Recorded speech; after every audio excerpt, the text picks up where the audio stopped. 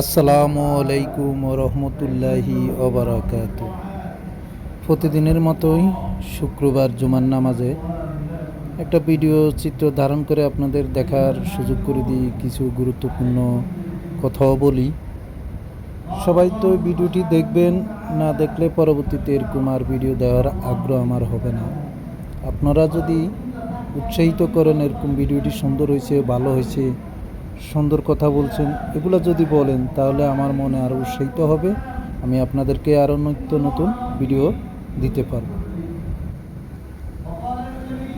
হাদিস দ্বারা প্রমাণিত, যেমন 2 জুমার মধ্যবর্তী সময়ে গুনাহ মাফ হওয়া, দ্রুত মসজিদে যাওয়া ব্যক্তিদের বেশি সওয়াব দেওয়া এবং জুমার দিনে বেশি বেশি দুরূদ পাঠ করলে আল্লাহকৃত রহমত নাজিল হওয়া। জুমার নামাজকে সপ্তাহের সেরা আমল হিসাবে বিবেচনা করা হয়, যা মুমিনদের জন্য সাপ্তাহিক ঈদের দিনের মতো।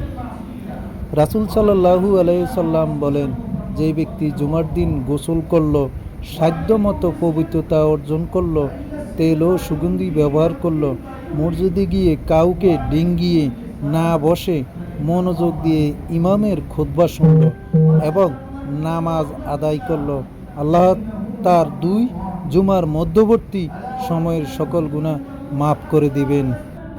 যে ব্যক্তি যত আগে জুমার নামাজে যাবে, সেই তত বেশি সওয়াব পাবে।